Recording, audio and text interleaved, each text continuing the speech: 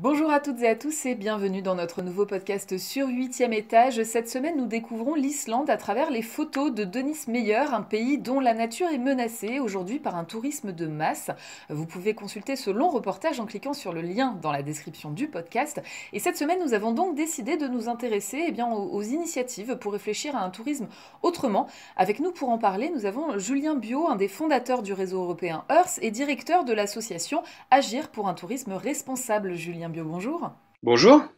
Alors pour commencer, est-ce que vous pouvez nous expliquer ce qu'est le tourisme responsable? Tout à fait. Alors, c'est ni plus ni moins qu'une déclinaison des principes du développement durable appliqués à l'activité touristique, c'est-à-dire faire en sorte que les entreprises du tourisme soient rentables, mais aussi qu'elles protègent l'environnement et qu'elles participent à la cohésion sociale. On a beaucoup parlé en 2017 du mouvement de tourismophobie, c'est-à-dire d'opposition des populations au phénomène du tourisme. Donc c'est vrai que ça a mis un peu à l'agenda ces grandes questions du tourisme durable. C'est important de se poser la question des impacts, de faire en sorte qu'ils soient le plus positif possible et de réduire les impacts négatifs qui existeront de toute façon, hein, comme toute activité, il y a forcément des impacts négatifs, mais essayer de les mesurer, de les réduire. Et donc, avec ATR, on a mis en place, donc ATR, c'est le sigle de Agir pour un tourisme responsable. On a mis en place un label pour définir précisément quels sont les engagements des entreprises du voyage engagées, donc à finalement protéger les ressources qui permettent aux destinations d'être attractives et permettre aux générations futures de bénéficier de ces destinations authentiques, préservées, attractives. Alors, vous en parliez en 2017, on a beaucoup parlé de cette tourismophobie, c'est comme ça que vous l'avez dit, je crois. Est-ce que vous pouvez nous donner quelques exemples d'endroits où ça a été le plus marquant? Alors c'était très marquant, on en a beaucoup parlé sur Barcelone parce que c'est vrai que c'est une destination qui rencontre un franc succès et que peut-être que les pouvoirs publics locaux n'ont pas assez encadré, aménagé ce flux de visiteurs. Et donc des habitants ont manifesté contre le développement du tourisme. Là, il y a eu aussi le phénomène Airbnb qui est pour quelque chose, mais on s'aperçoit que ça a été le cas aussi à Dubrovnik. Alors là, c'est plutôt finalement un problème vraiment de surfréquentation d'une petite ville très charmante, inscrite au patrimoine mondial de l'UNESCO, avec à un moment donné des seuils qui ont été dépassés parce que c'est saturé. Mais là, c'est vraiment quelque chose qui est physique. C'est une petite ville et peut-être qu'il faudrait réguler les flux, peut-être encourager les touristes à venir plus tard le soir, plus tôt le matin. Et c'est vrai qu'à certaines heures de la journée, autour de 11h midi, ben, il y a trop de monde dans les rues, quoi. On se marche dessus, donc là, il y a un vrai problème de régulation. Et il y a moyen d'agir, hein, il faut aménager le site en fonction. Et à nouveau, c'est pas le tourisme qui est en cause, c'est la mauvaise gestion du tourisme qui est en cause. Et d'ailleurs, il me semble qu'à Barcelone, il a été décidé que le centre-ville serait limité, pas de groupe de plus de... Exactement, c'est surtout la taille des groupes. Et c'est Oui, vrai que c'est voilà. un vrai sujet historique dans le tourisme durable, c'est la question de la taille des groupes qui peut être régulée. Et puis l'autre exemple, c'est Venise, dont on parle souvent avec la question des grands bateaux de croisière qui vont trop près de la ville. Et ça aussi, il y a des problèmes de régulation. Mais il ne faut pas sous-estimer aussi, parfois il y a un peu de mauvaise foi, c'est-à-dire que ces villes-là ont aussi beaucoup profité de la manne du tourisme, peut-être un peu trop, et peut-être ont été un peu trop gourmandes, un peu comme une grenouille qui a finalement fini par exploser, mais ils ont aussi beaucoup profité du tourisme. Donc voilà, faut pas non plus faire la fine bouche. Et à nouveau, c'est pas le tourisme qui est en cause, c'est une mauvaise gestion des flux. Et nous, à ATR, et de manière générale, dans les acteurs du tourisme durable que je représente, puisque donc je suis à la fois directeur du label et du réseau des tours opérateurs engagés dans le tourisme responsable, mais j'ai aussi un mandat au sein d'un réseau qui est plus large, qui regroupe toute l'interprofession en France du tourisme durable. On va retrouver des hôtels, des offices du tourisme, des territoires, des médias aussi, des bureaux d'études spécialisés sur ces questions-là. Nous, on milite beaucoup pour faire comprendre que finalement, il ne faut pas opposer tourisme de masse et tourisme durable, parce qu'il y a des endroits où même un touriste par an, ça peut être trop, et des endroits où 10 000 touristes par jour, ça peut être complètement responsable. À nouveau, tout dépend de la concertation qu'il y a avec les acteurs locaux, de la fragilité du territoire et aussi des aménagements qui sont mis en place pour pouvoir se permettre d'accueillir, quand c'est décidé collectivement, d'accueillir beaucoup de monde, souvent. Ça peut être complètement responsable si c'est bien aménagé. Et là, on a organisé l'année dernière les palmes du tourisme durable. Et dans la catégorie territoire, c'est le réseau des grands sites de France qui a été lauréat. Alors, bon, il se trouve qu'ils ont été lauréats sur une action bien précise qui s'appelle Escapade sans voiture, c'est-à-dire permettre à beaucoup de monde de venir sur ces sites fragiles sans voiture. Mais au-delà de ça, depuis nombreuses années, les grands sites travaillent pour aménager des sites naturels fragiles, mais permettre à beaucoup de monde, parce qu'ils sont très attractifs, d'y aller quand même. C'est-à-dire c'est du tourisme de masse durable, bien régulé, avec des parkings, mais peut-être pas des parkings au pied même du site, avec tout un système d'aménagement. Et on s'aperçoit qu'on peut faire du tourisme de masse durable dans des espaces parfois un peu fragiles. Alors on va revenir sur les différentes solutions effectivement qui peuvent exister. Vous avez parlé des risques de ce tourisme de masse dans les centres-villes notamment avec ce ras-le-bol que ça peut provoquer chez les habitants. Et, on peut peut-être rappeler les risques engendrés par ce même tourisme de masse, mais cette fois sur des sites peut-être plus naturels, on va dire. Alors, je vais prendre un exemple un peu caricatural, mais c'est comme ça qu'on fait passer les messages. En Indonésie, euh, sur certaines îles, les pêcheurs pêchaient à la dynamite ou au cyanure les poissons, tout simplement pour survivre. Un vrai problème de pauvreté de ces territoires-là. Et il y a eu des programmes de coopération qui ont démontré qu'il fallait accompagner ces pêcheurs, pas pour les dénoncer, mais pour les accompagner, pour leur faire comprendre qu'un poisson vivant, ça pouvait avoir 10 000 fois plus de valeur qu'un poisson mort. Par contre, ça mérite de former ces populations au développement et de permettre de financer des petits écologes et des centres de plongée et petit à petit de développer un tourisme durable qui permet de valoriser l'environnement. Et donc souvent, on oppose aussi tourisme et protection de l'environnement, alors qu'en fait, le tourisme, c'est un merveilleux outil pour valoriser et le protéger, cet environnement. Alors Là, on parle de poissons. Ouais. Oui, pardon, vous le disiez, effectivement, là, on parle du tourisme pour protéger cet environnement, parce que ça peut aussi être possible, mais il y a aussi des tourismes qui, à l'inverse, vont le dégrader, cet environnement. Quels sont les exemples les plus marquants, les plus forts qu'on peut avoir? Parce qu'on parlait de l'Islande dans notre photoreportage, où justement, ça mettait en danger la nature d'avoir un trop plein de touristes. Bon, on imagine bien qu'il n'y en a pas, il n'y a pas que l'Islande, hein. Oui, alors, après, c'est un problème de... Moi, je suis pas là pour ça, en fait, tout simplement. C'est-à-dire que je pense que ça peut être le rôle de médias, d'ONG, mais nous, on a vraiment fait le choix, et moi, dans ma carrière d'animateur de réseau depuis 15 ans, j'ai fait le choix franc de ne pas lutter contre les dérives et de ne pas les dénoncer, même si je pense que c'est vraiment utile, mais c'est pas mon boulot. Et du coup, j'ai même une difficulté à vous répondre. Moi, mon boulot, c'est de promouvoir l'alternative et les solutions et les réponses. Mais voilà, les exemples. Concentrer sur les solutions plutôt que le problème en soi. Exactement, parce que je pense que c'est comme ça qu'on va avancer. Et puis surtout, d'embarquer le maximum de professionnels en leur montrant toutes les opportunités que ça peut représenter pour leurs entreprises. Voilà. Alors on va prendre la question dans un autre sens. On parlait de Barcelone qui a instauré un quota dans son centre-ville. On va reprendre l'exemple des sites naturels. Il y a le Machu Picchu au Pérou notamment qui depuis le 1er juillet, hein, si je dis pas de bêtises, a instauré, parce qu'il y avait déjà des règles pour le visiter, il y en a eu des nouvelles sous forme de créneaux horaires. Un créneau horaire le matin, un l'après-midi, pas plus de 4 heures sur place. Ce serait ça finalement la solution justement? Je pense que oui, en effet, c'est une vraie bonne solution. Euh, Après, la question qui se pose, c'est une question de marketing. Quand est-ce que le Pérou va arrêter de faire la promotion du Machu Picchu? Il n'a pas besoin de promotion, le Machu Picchu, il se vend tout seul. Donc moi, j'encourage les autorités en charge du tourisme du Pérou à faire la promotion des nombreux autres sites qui sont peut-être pas aussi extraordinaires quoique que le Machu Picchu, parce que de toute façon, il vit tout seul. Il y a déjà une surfréquentation, et vu les flux du tourisme international qui vont continuer de se développer, les quotas ne seront pas suffisants. Donc je pense qu'après, c'est une question de marketing. Il faut encourager les touristes à aller ailleurs. Alors justement, on continue sur cet exemple-là du Machu Picchu. Les visiteurs, des nouvelles règles, c'est que les visiteurs doivent être accompagnés désormais d'un guide de tourisme officiel. Alors les places sont déjà chères hein, pour aller au Machu Picchu. Est-ce que ce genre de règles, ça risque pas justement de priver un certain nombre de personnes de pouvoir se payer la visite tout simplement?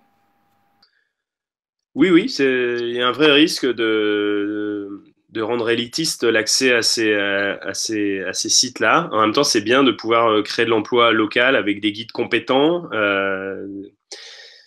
Voilà, faut pas opposer, j'en parlerai tout à l'heure, tourisme social, accès aux vacances pour tous et tourisme durable. Au contraire, et d'ailleurs, les pionniers du tourisme durable ont été les acteurs du tourisme pour tous, du tourisme social. Donc, je pense qu'il faut pas opposer l'un et l'autre. Les deux formules s'accompagnent. Trouver des moyens de préserver les sites sans pour autant priver les touristes d'y accéder. en parallèle, quoi. Exactement. Et les habitants. Bon, là, c'est un exemple caricatural, le Machu Picchu, mais je dirais que ce qu'on oublie souvent de rappeler, c'est que même sur une destination comme la France, les premiers clients, ce sont les Français. Donc, le ministère du Tourisme n'a de cesse que de parler de l'accueil des touristes chinois, brésiliens, étrangers, en oubliant que finalement, la première clientèle de la destination France, ce sont les Français.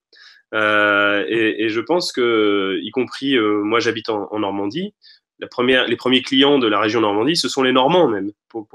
Et ça, c'est un des grands enjeux, c'est aussi de permettre à tous de voyager déjà dans leur propre région. Parce qu'il ne faut pas oublier que même dans des pays dits riches comme la France, qui est la première destination touristique mondiale, très accueillante, eh ben, il y a 40% des Français qui ne voyagent pas, même dans leur région, en fait. Donc, ça, on oublie trop souvent de se le dire. Or, pour revenir sur les enjeux de valorisation de l'environnement, on ne protégera pas l'environnement, même son environnement proche, si on n'en prend pas conscience de la valeur et si on ne va pas à sa rencontre. Et donc moi, j'encourage aussi le tourisme durable, c'est aussi d'aller à la rencontre de son environnement en bas de chez soi. Et c'est pour ça aussi qu'on travaille sur la promotion du tourisme durable de proximité, parce que ça, c'est aussi une des vraies réponses par rapport à d'autres questions qui se posent sur le climat. On ne va pas s'empêcher d'aller au Pérou quand on est français. Évidemment, c'est extraordinaire d'aller à la rencontre de ces pays-là. Mais un des enjeux du tourisme durable, c'est de voyager moins loin, plus longtemps, peut-être moins souvent. En tout cas, on va pas à nouveau s'interdire de faire des voyages lointains, mais on va, quand on fait ces voyages-là, investir dans des voyages où on sait qu'il va y avoir un impact qui est optimum. Alors, de quelle manière on peut promouvoir justement ces voyages plus proches de chez soi? Eh bien, après, c'est la responsabilité des offices du tourisme des différents pays, des différents territoires, de aussi communiquer auprès de leur clientèle proche, en fait, et de pas se contenter de communiquer auprès des clients lointains, alors qu'en fait, on a un bassin de clientèle qui est très proche, qui pourrait être intéressé de profiter des richesses de chacune des destinations. Après, nous, on a à ATR, en fait, on est un réseau d'entreprises donc qui sont engagées, mais aussi on fait la preuve de leur engagement à travers un label qui fait l'objet d'audits réalisés par EcoCert Environnement. Donc, c'est aussi important d'apporter des garanties aux consommateurs que les entreprises qui proposent des prestations de voyage sont engagées. Et en fait, souvent, quand on parle d'ATR, on parle du Népal, parce que c'est du Pérou, du Maroc, de destinations lointaines. C'est vrai que le réseau a été créé au départ par des tour opérateurs d'aventure, des agences de trek qui faisaient en effet des voyages lointains. Mais on oublie que souvent, ces agences de trek, elles sont basées, pour le cas de la Balaguère, dans les Pyrénées, Chamina en Auvergne, Alibert en Savoie. Et en fait, leur première destination, ce sont les territoires sur lesquels ils sont. Il y a Grand Angle aussi qui est dans le Vercors. Et leur première destination, c'est le Vercors. Ils font des balades en raquette. La Balaguère font des voyages dans tous les Pyrénées. Et il ne faut pas oublier qu'on peut aussi voyager responsable sur nos territoires et qu'on n'est pas obligé d'aller à l'autre bout du monde pour profiter et faire du tourisme responsable. Donc peut-être tout simplement quand on est en train d'organiser un trek à l'autre bout du monde, regarder si les personnes qui organisent le trek n'en ont pas aussi près de chez soi, quoi, en soi. Ça peut être un indicateur. Alors on va justement se rapprocher un petit peu plus de chez nous. Il y a WWF qui a récemment publié un rapport pointant du doigt le danger qu'encourt la mer Méditerranée à cause du tourisme de masse. Alors dans ce cas de figure, ça peut paraître difficile de limiter le nombre de visiteurs. Quelles peuvent être les solutions justement pour la préserver? Un des grands enjeux du tourisme durable, donc j'ai dit, c'est de le faire en concertation avec les populations locales et avec les entreprises locales pour qu'elles bénéficient des retombées du flux de visiteurs. Mais un des grands enjeux, c'est de travailler, même sur des sites très touristiques, il y a quand même des périphéries. Mais on parlait de Venise tout à l'heure, au Barcelone. Il y a des endroits dans Barcelone ou Venise qui ne sont pas visités, en fait. Et donc, c'est aussi de permettre de diffuser ce flux, y compris à l'échelle de grands spots touristiques. Et puis, même sur les rives de la Méditerranée, c'est travailler sur l'arrière-pays, de ne pas concentrer tout le monde sur le littoral. Il y a des très beaux arrière-pays et d'inviter les touristes, même ceux qui sont friands de balnéaire, de venir plutôt tôt le matin, tard le soir. En plus, on a moins de coups de soleil et on a des plus beaux coucher de soleil et des belles lumières pour les photos, et profiter de la journée pour aller dans l'arrière-pays et en fait aller à rebours finalement de la masse des touristes qui vont tous à la plage entre 11h et 16h, alors qu'en fait finalement c'est pas la meilleure des expériences qu'on peut vivre. Donc ça peut être des choses à encourager, à développer. Voilà. Comment justement, parce que ça passe beaucoup par la sensibilisation du touriste en lui-même finalement, le tourisme durable, mais Comment faire pour mettre en place cette sensibilisation? Ça a été déterminant dans la création d'ATR. C'est un de nos membres fondateurs en 96 qui a eu un gros problème. Alors ça, on sort de la Méditerranée, c'est un voyage en Éthiopie où il était convenu, à l'époque c'était une communauté qui ne comprenait pas, tolérait pas, n'acceptait pas l'usage de la photo. On avait la chance d'aller à sa rencontre, une communauté villageoise assez reculée.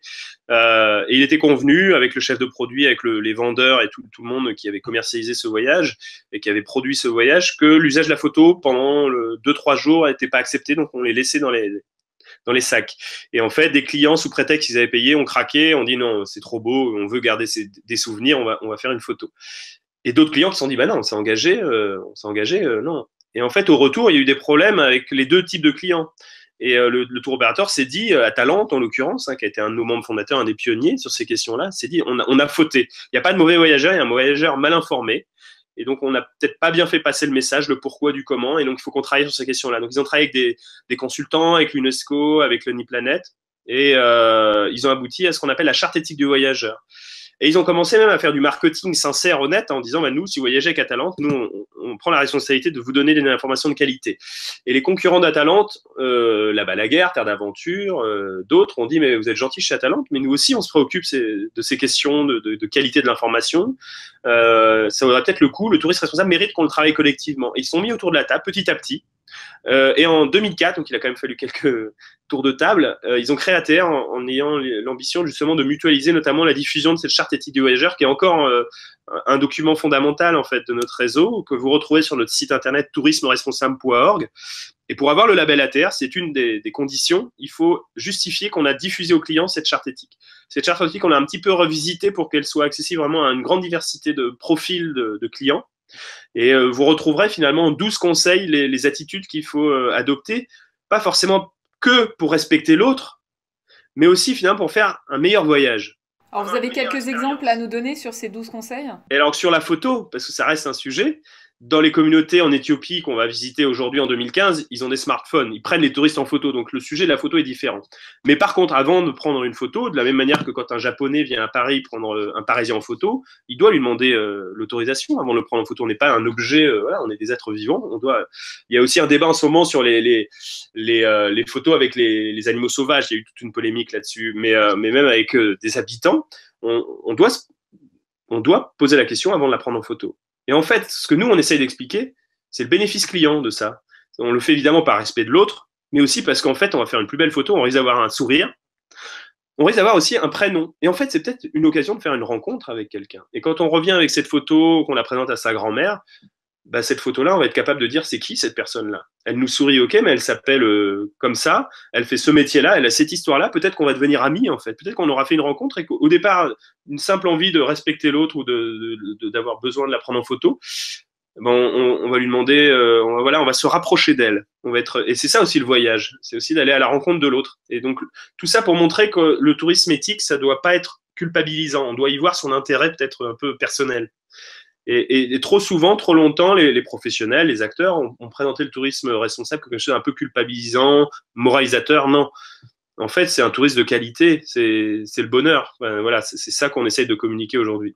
Et justement, vous le disiez bien aussi, mais vous en parliez déjà au début, c'est la question des populations locales pour que le tourisme aussi fonctionne, il faut que les populations locales l'accueillent à bras ouverts et donc préserver cette population locale-là. Alors, ça passe par les photos. Est-ce qu'il y a d'autres conseils qui sont donnés dans cette charte par rapport aux populations locales, justement? Mais en fait, les populations locales, aujourd'hui, elles ont bien compris leur intérêt économique à développer des prestations. Et en fait, il se trouve que de toute façon, aujourd'hui, les voyageurs souhaitent voyager au plus proche des habitants. Donc, ce qui se développe beaucoup aujourd'hui, c'est même des ateliers de cuisine. C'est aller faire de la cuisine avec les habitants, aller faire le marché avec les habitants, vivre avec les habitants. Et donc, il y a de plus en plus nous, on encourage vraiment à aller valoriser les produits locaux. Et même à l'échelle d'un club, j'ai être provocateur, mais nous, on a par exemple récemment les circuits Club Med qui viennent d'être labellisés ATR. Ça a pu apparaître comme une caricature. En réalité, le Club Med est très engagé. C'est un acteur historique du tourisme social. Bon, depuis, ils ont évolué, c'est beaucoup monté en gamme. Ils sont très engagés en fait sur les questions de protection de l'environnement, y compris à l'échelle de l'éco-construction de leur nouveau club, le recrutement de personnel local pour l'animation du club. Et j'ai un exemple très frappant qui a été initié au départ en Casamance et qui a essaimé maintenant dans beaucoup d'autres clubs, où de manière très philanthropique au départ, avec la Fondation Club Med, ils ont financé le développement de coopératives maraîchères. Et puis ils se sont dit, ça serait un peu évident, mais c'est pas si évident que ça. Ce serait bien que les clubs, les restaurants, les acheteurs du club achètent les fruits et légumes locaux pour fournir le restaurant du club. Donc il y a eu un programme de formation des acheteurs du Club Med. Et petit à petit, en fait, on s'est rendu compte que pour le client, en fait, la vraie finalité de tout ça, c'est que c'était bon. C'était bon parce que c'était frais. C'est frais parce que c'est local. Et c'est local parce que c'est issu de l'appui d'un développement de filière avec des coopératives maraîchères. Et ça, ils l'ont pas fait tout seul. Ils l'ont fait avec une ONG qui est très compétente, reconnue, qui s'appelle AgriSud International. Et là où on voit la maturité quand même du projet, c'est que le Club Med a quand même conscience que le tourisme, c'est une activité, c'est ça qui est dangereux avec le tourisme, c'est que c'est une activité qui est très sensible à différents types d'aléas politiques, sanitaires, économiques. Ça peut se ralentir. Et donc, ils ont accompagné les coopératives pour surtout qu'elles ne dépendent pas des achats du Club Med, qu'elles diversifient leur marché. Et donc voilà, ça c'est un exemple très concret qui démontre qu'aujourd'hui, le tourisme responsable peut se décliner, y compris à des échelles comme un village club comme le Club Méditerranée. J'ai un exemple aussi très frappant. Au Maroc, pendant longtemps, moi, j'ai dénoncé les golfs à Marrakech. Et en fait, aujourd'hui, les golfs à Marrakech, ils ont investi beaucoup dans l'assainissement de la ville et ils ne sont arrosés plus qu'avec les eaux usées retraitées. Et quand j'ai découvert ça sur le terrain, j'étais très surpris du fait que finalement, là, on assiste à un vrai changement d'échelle et un changement de culture. Il faut aussi être capable, avoir l'humilité en tant que même militant du tourisme responsable, d'accepter que le golf, même dans des pays arides, bah finalement, ça rapporte aussi beaucoup d'argent au pays. Et en fait, ils ont répondu, alors ils n'auraient pas répondu à tous les enjeux de tourisme durable, mais ils ont répondu à un enjeu majeur. On accusait les golfs de pomper dans la nappe. Aujourd'hui, c'est plus le cas. D'accord, donc ça, c'est un exemple très frappant. Ouais. Là, effectivement, c'est beaucoup d'exemples. C'est les professionnels du tourisme qui vraiment prennent conscience ou prennent des initiatives allant dans le sens du tourisme durable, du tourisme responsable. Nous, de ce qu'on voyait aussi dans ce fameux photoreportage en Islande, c'est que c'était aussi à l'échelle gouvernementale qui n'arrivait pas à gérer cet afflux de tourisme. Ils n'étaient pas préparés à avoir autant de touristes dans un lieu. C'était parfois soudain. Alors, comment faire pour le coup? Bon, l'Islande, ils ont mis en place depuis 2015 une Tourism Task Force pour réfléchir à ça. Mais est-ce qu'il y a des solutions, des initiatives qui permettent aussi de s'adresser au gouvernement pour les aider dans cette réflexion? Oui, bah, il y a notamment à l'échelle internationale, il y a l'Organisation mondiale du tourisme qui est devenue une agence de l'ONU et qui travaille beaucoup sur les questions de régulation, de développement durable. Et lors de l'Assemblée générale en Chine l'année dernière, ils ont notamment adopté une convention cadre pour que le Code mondial d'éthique du tourisme qui avait été adopté en 99, donc il y a près de 20 ans maintenant, bah, fasse l'objet maintenant de réglementations un petit peu plus au-delà du cadre volontaire, un peu plus contraignante. Et donc là, on est au tout début, mais il va y avoir petit à petit de plus en plus de mesures pour réguler en fait l'activité touristique parce qu'on sait qu'elle va doubler en fait dans les 15 prochaines années. Ne serait-ce que le volume de touristes internationaux donc, qui traversent une frontière pour leurs vacances. Donc là, on ne cumule pas tous les touristes qui restent dans leur pays, qui voyagent aussi à l'échelle de leur pays. Donc là, c'est en fait plusieurs milliards de touristes. On parle souvent de 1 milliard de touristes. En fait, il y en a déjà plusieurs milliards qui visitent les destinations. Et parmi les mesures qui sont prises, ça peut être des écotaxes. Là, les îles Baléares ont voté une écotaxe pour améliorer encore aussi l'assainissement parce que se pose aussi quand il y a beaucoup de volume sur les îles, on revient sur la Méditerranée dont on parlait, il y a un problème de traitement des eaux usées en fait. Quand il y a beaucoup de touristes, souvent concentrés sur des échelles, on a du mal à gérer l'assainissement tout simplement. Et donc cette écotaxe va permettre d'améliorer vraiment l'assainissement pour que l'eau qui ressorte soit vraiment clean et qu'on tue pas la poule aux odeurs parce qu'à nouveau l'enjeu c'est ça, c'est de préserver des plages attractives. Parce que si demain on n'y fait pas attention, c'est toute l'activité économique qui sera menacée parce que les touristes n'auront plus envie d'aller dans des sites dégradés de toute façon. Oui, on n'a qu'une planète et donc là malgré tout. On n'a qu'une planète et les destinations sont quand même fragiles. Voilà, mais c'est possible de le réguler. À nouveau, surtout pas opposer tourisme de masse et tourisme durable, ça c'est très important. Après, ce on trouve remarquable dans le cas islandais, à notre connaissance, c'est le premier pays qui a mis en place ça. Ça s'appelle le serment islandais, the Icelandic Pledge, et ils invitent leurs visiteurs à être acteurs de la protection de l'environnement. C'est aussi une manière de les impliquer et de les responsabiliser. Parce que c'est aussi la somme de plein de comportements individuels. À nouveau, même s'il y a beaucoup de touristes, si tout le monde fait très attention et est alerté et vigilant, mais c'est aussi peut-être comme ça qu'on va résoudre le problème, quoi. C'est la somme de plein de petits gestes individuels sur les déchets.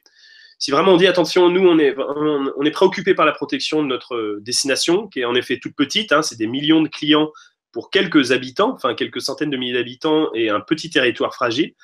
Mais si on arrive à faire passer le message dans les aéroports, auprès des tours opérateurs, partout, que notre territoire est fragile et vous êtes vraiment les bienvenus, mais faites attention, bah, peut-être qu'on va avoir des vrais résultats aussi. Et après, ça va être aussi développer l'offre en conséquence pour qu'on encourage les visiteurs à pas tous venir l'été, mais venir peut-être aussi l'hiver, parce qu'il y a peut-être d'autres choses à découvrir à cette saison-là, qui est assez magique en Islande. Et puis de pas tous aller au même endroit, mais d'aller dans des endroits où on va développer une offre touristique en termes d'hébergement, d'attractivité, des choses un peu inattendues. Il faut aussi construire une offre pour vraiment diffuser le flux. Oui, c'est ça, rendre le tourisme un peu plus diffus, un peu plus éparpillé, on va dire, avec de gros guillemets. Mais bon, voilà. Mais à nouveau, dans l'espace, mais aussi dans le temps, à l'échelle d'une même journée. Moi, j'y tiens beaucoup. Je trouve que c'est quelque chose, on en a parlé sur le Machu Picchu, qui n'est pas assez développé. Même dans une ville comme Paris, il commence à être saturé hein, sur certains points de vue. Je pense qu'il y a certains sites qui mériteraient d'être ouverts beaucoup plus tôt et beaucoup plus tard dans la journée. Ce qui pourrait potentiellement créer de l'emploi aussi, quelque part. Et voilà, double vertu. Ok, alors justement, bon, depuis le début du podcast, hein, on cite plusieurs réseaux hein, qui existent. Alors vous, on le disait au début, vous avez fait partie des fondateurs du réseau Earth. Peut-être expliquer un petit peu, notamment le réseau Earth, son fonctionnement, parce que j'ai cru comprendre qu'il allait évoluer très prochainement. Exactement. Donc le réseau Earth a été créé en 2008 à l'initiative des acteurs italiens. Moi, à l'époque, j'exerçais au sein de l'Association pour le tourisme équitable et solidaire, quand on était donc un membre fondateur. Et donc, ça veut dire European Alliance for Responsible Tourism and Hospitality. Et en effet, l'enjeu, c'est de mutualiser les bonnes pratiques. Et rien de mieux que pour mutualiser les bonnes pratiques, de travailler en réseau. Voilà, et de travailler sur des dispositifs d'évaluation. Donc, on a beaucoup collaboré avec les Italiens. Et puis après, on a essaimé jusqu'à Bruxelles pour aussi faire du lobbying auprès de la Commission européenne pour qu'elles intègrent dans sa stratégie ces enjeux-là. Et puis, on va peut-être petit à petit faire converger Earth avec une autre organisation qui s'appelle l'OITS, Organisation internationale du tourisme social, qui elle aussi s'interroge beaucoup sur la question du droit aux vacances pour tous, fédère beaucoup d'acteurs privés, mais aussi maintenant des gouvernements adhèrent à l'OITS sur la question des vacances accessibles au plus grand nombre, mais pas à n'importe quel prix. Et il ne faudrait pas que, sous prétexte de rendre accessibles les destinations au plus grand nombre et le tourisme au plus grand nombre, qu'on qu'on tire les prix vers le bas et qu'on soit destructeur pour les territoires qui vont accueillir ces nombreux touristes. Donc vraiment concilier les deux valeurs, le droit aux vacances pour tous et le droit des territoires d'être protégés et d'accueillir des touristes, mais de manière régulée et durable. Et donc l'OITS va devenir l'Organisation internationale du tourisme social et responsable. Il y aura un congrès à Lyon au mois d'octobre prochain. Le congrès mondial aura lieu à Lyon cette année, et ça va être l'occasion pour Earth, mais aussi pour l'association dont j'ai parlé, acteurs du tourisme durable, et l'OITS, de travailler ensemble, faire converger tous ces acteurs-là. Et donc Earth va peut-être disparaître dans les prochains mois pour laisser la place à cette grande organisation internationale engagée sur le tourisme social et responsable. Alors comment on peut lier justement les vacances pour tous sans pour autant, comme vous le disiez, tirer trop les prix vers le bas? Bon, après, c'est l'engagement des professionnels de proposer des produits qui restent accessibles. Peut-être d'ouvrir plus d'offres pour Après, c'est aussi de la responsabilité des différentes parties prenantes, hein, mais il y a quand même des programmes, notamment en France, d'accès aux vacances avec la caisse d'allocation familiale, avec les comités d'entreprise. On a la chance quand même d'avoir une action sociale qui permet et qui favorise le droit aux vacances. Et ça, il faut le défendre et continuer de le promouvoir, de le protéger.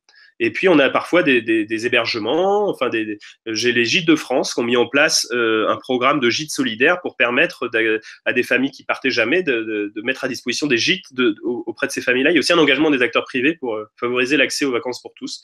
Donc ça, c'est les Gîtes de France, mais je veux dire, tous les acteurs à leur échelle peuvent encourager cela. Moi, j'ai un membre au sein du réseau ATR qui pourtant fait du voyage pas haut de gamme, hein, mais qui s'appelle Terre d'Aventure. Ils ont un programme pour permettre à des familles qui ne sont jamais parties en vacances de faire des voyages en montagne. C'est important. Enfin, c'est un sujet qui est quand même assez fédérateur pour les acteurs, dont on pense peu, et qui mérite justement qu'on mette la lumière dessus. Et c'est un travail vraiment collaboratif, hein, on le voit, ça demande à puisque tous les acteurs mettent la main à la pâte. Mais bon, manifestement, ça commence. En tout cas, il y a beaucoup de liens qui sont faits déjà entre les professionnels et manifestement aussi vers les gouvernements ou les autres initiatives qui existent. Donc en tout cas, on peut espérer voir fleurir encore plein d'autres initiatives dans les prochaines années allant dans le sens du tourisme durable et social aussi. Oui, oui, et la bonne nouvelle, c'est que vraiment les réseaux maintenant sont ouverts, communiquent. Et donc c'est le cas d'ATR, Agir pour un tourisme responsable sur notre site, je vous encourage à y aller. Et pour ceux qui s'intéressent un peu plus précisément à la filière, à la diversité des parties prenantes, il y a le réseau tourisme-durable.org, le réseau des acteurs du tourisme durable, qui est réservé plutôt aux professionnels, mais on va voir dedans vraiment la grande diversité des acteurs. ATR, ce sont les tours opérateurs, les agences de voyage, avec un label et une charte de sensibilisation des voyageurs, donc y compris des voyageurs qui partent en individuel sans tour opérateur ont accès aux différents conseils que nous on propose. Et puis au sein des acteurs du tourisme durable, on va retrouver l'ensemble de la famille, de l'écosystème des acteurs du tourisme durable, avec un certain nombre de bonnes pratiques à l'échelle d'un petit hôtel, d'un grand hôtel, d'un office du tourisme, d'un bureau d'études. Voilà, aujourd'hui vraiment ce qui est très intéressant, c'est qu'on a une vraie mobilisation, on est en plein changement d'échelle et on est aussi en plein changement de culture. Et c'est aussi, je pense que c'est aussi la responsabilité des médias comme vous, des consommateurs, d'autoriser une grande variété d'acteurs à se prétendre acteurs du tourisme durable aussi. Il y a un vrai changement de comportement à avoir pour autoriser tout type d'acteurs à se prétendre acteurs du tourisme durable. À partir du moment où on en fait quand même la preuve, hein, on est d'accord. On est d'accord. Eh bien, merci beaucoup, Julien Bio, d'avoir accepté de participer à ce podcast. Je vous en prie, au plaisir. Je rappelle donc à tous nos internautes que si vous souhaitez consulter notre grand reportage, notre photo-reportage même sur l'Islande, il suffit de cliquer sur le lien dans la description du podcast et je vous dis à la semaine prochaine pour un nouveau podcast sur 8e étage.